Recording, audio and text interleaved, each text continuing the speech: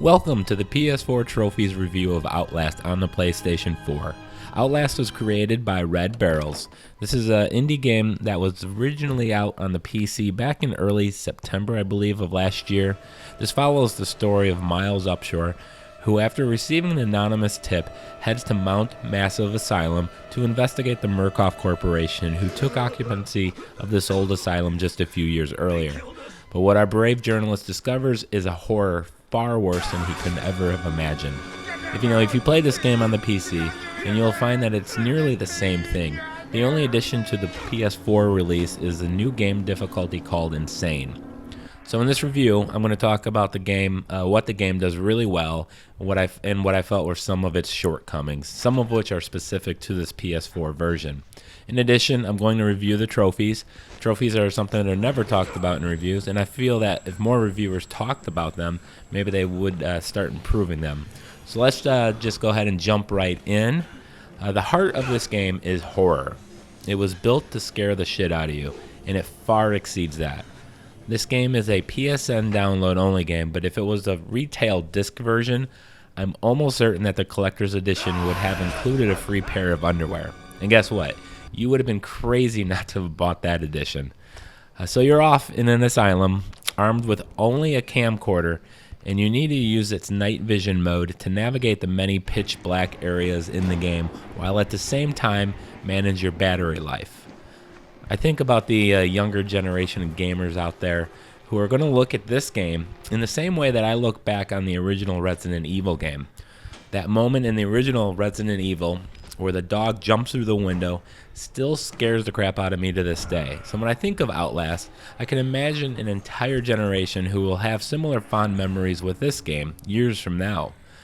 Not only will they remember what they saw, but they'll remember how they felt when they saw it, in the same way that the hairs on my arm rise and I still get the shivers when I recall that dog jumping through the window. The developers of Outlast created a game that plays really well with your physical chemical balance. So how were they able to successfully pull that off? Let's talk about that. Basically, they took a tried and true formula that has worked for Hollywood movies for decades. While Outlast does have cheap and easy jump scares, they don't overdo it. In fact, it's perfectly balanced in the game. For example, fairly early in the game, you will have that cliched moment when you open a door and then there's something behind it that scares the crap out of you.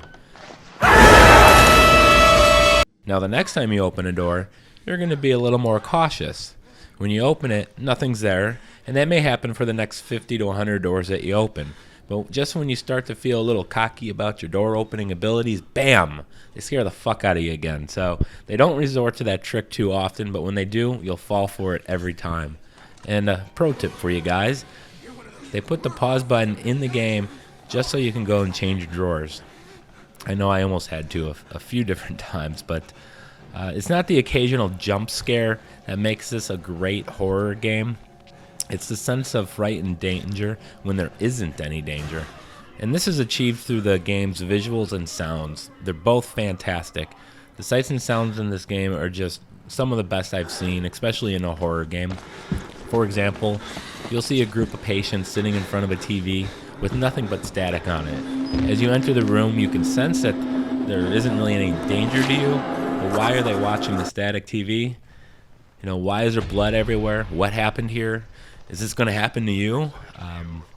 You'll see bodies ripped apart with blood and guts everywhere.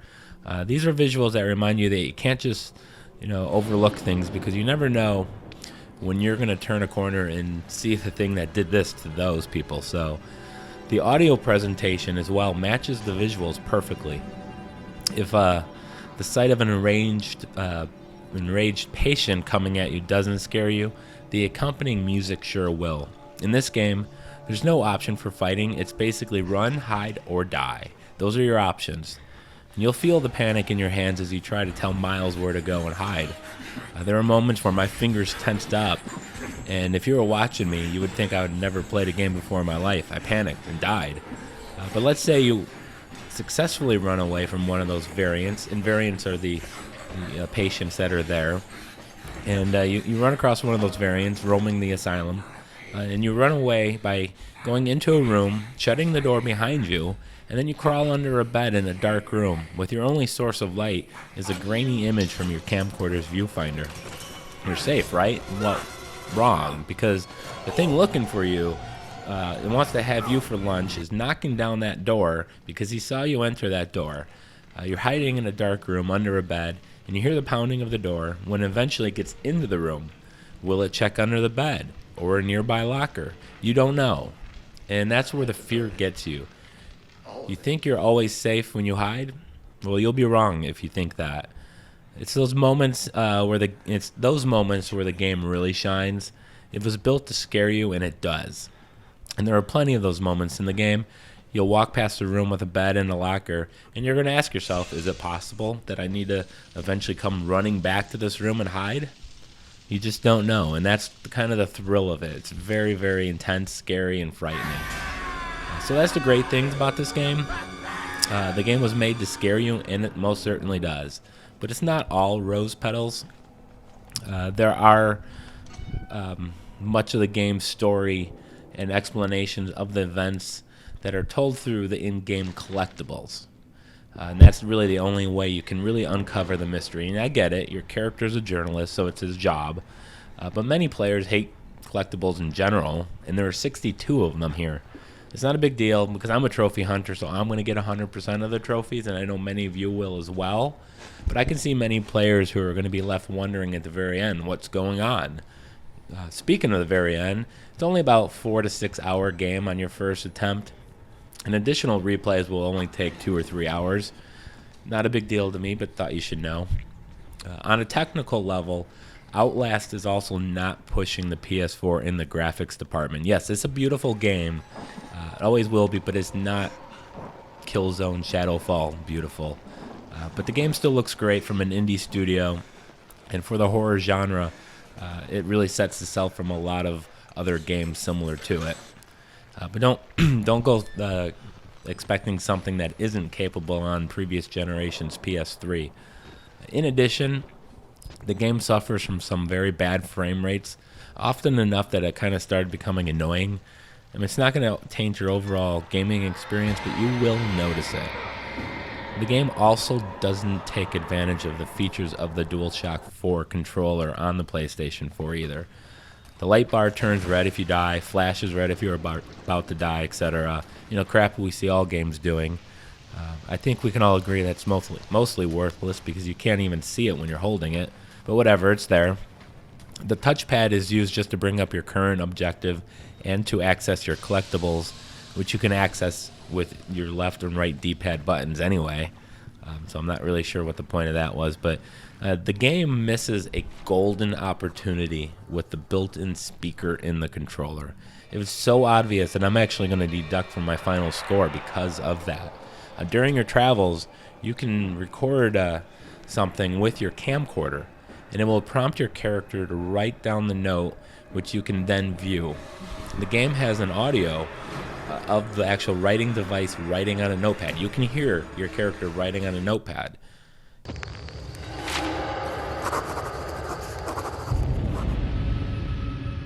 Now, if you hold your controller in the same spot as if you were standing and writing on a legal pad, and your thumb on the right stick would be in a position similar to where you would hold a pencil. So if they had the writing on a paper audio play through the DualShock 4 controller, it would have created a much better sense of immersion. And it's a real failed opportunity there. Clearly the game was basically a port from the PC, which in of itself doesn't make it a bad game. The only thing new to the PS4 version is the insane difficulty mode that I mentioned at the top, at the beginning. And that is, what insane is, it's basically nightmare difficulty, which is available on both the PC and the PlayStation 4 version. And then it takes away all the checkpoints and saves. So you basically have to complete the game on its hardest difficulty setting without dying and in a single sitting. So if you die, you're going to start right back at the very beginning of the game. And there's a trophy for completing the insane mode, which leads me to the trophies. Let me just start by reminding you guys, on my channel, I will have shortly, if you're watching this immediately after I upload it, a video speed run of the Insane mode, as well as a collectible guide for all 62 collectibles. So make sure you guys check those out. But there are only 8 trophies in this game. No platinum trophy, but it does have 2 golds, 2 silver, and 4 bronze. 5 of the trophies are simply story related, so you can't miss them. 2 of them are related to collectibles, so if you follow my notes and document guide, you'll get those. And then a final trophy for completing the game on Insane mode. This is generally regarded as a poor trophy list. I'm not asking, for platinum trophies on every game. That's not possible. I get it. But there isn't anything really fun about the list. I often talk about the trophies and being something fun that a player can do. For example, there's a fun little optional event in Outlast where you can hit an elevator button that will send a patient falling to his death through the elevator shaft. It serves really no other purpose than to be fun, and it would have made a pretty fun trophy, I think, especially for an optional event such as that. The real challenging trophy, of course, will be the one called Lunatic, and that's the one you need to do complete the game on Insane mode. And that is the one that's going to prevent most people from getting 100%. So that wraps things up. Just want to let you know again, I really enjoyed Outlast. It has technical issues and it doesn't take advantage of anything the PS4 offers, but the game is solid, very solid as a horror survival game. And that's what this game is built to be, and it should exceed your expectations. So the question, should you play this game? Abso-fucking-lutely. You need to play this game. Unless you have a weak ticker or you have a general dislike towards the horror games and movies, if you just hate the horror genre, you're not going to like this game. Nothing will convince you otherwise. But if you like a good scare and you don't mind having nightmares for a couple of nights, then absolutely play this game. So on a scale of 1 to 10, 1 to 10 trophies, because I base everything on a trophy scale here, I give this game an 8.5. It's a great game. Please play it. It's fantastic. Currently, it's free on PlayStation Plus, probably for the next month. If it's no longer free, it's definitely worth your money. Buy this game. Thank you guys for watching, and please like, comment, and subscribe. And until next time, happy trophy hunting.